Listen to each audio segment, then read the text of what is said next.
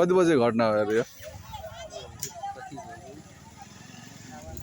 5 बज्यो 3:30 बजेको कुन ठाउँको पत्ता लागेन?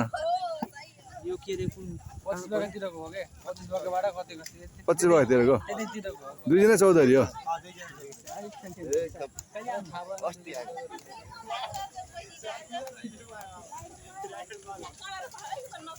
पौडी खेल्नै नजानेर होला के? पौडी खेल्न नजानेर हो के पौडी खेल्न दारु खाएर भन्छ नि त हैन दारु खाएर त्यो त जो पनि हल्का फुल्का खान्छ जसमा गयो भन्दै के आज असोज 1 गते हैन?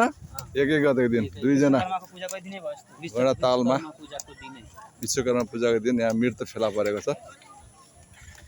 गैडा 1 को हैन? यिनीहरु भर्खरको हो के गैडा 1 हैन मृतकको घर?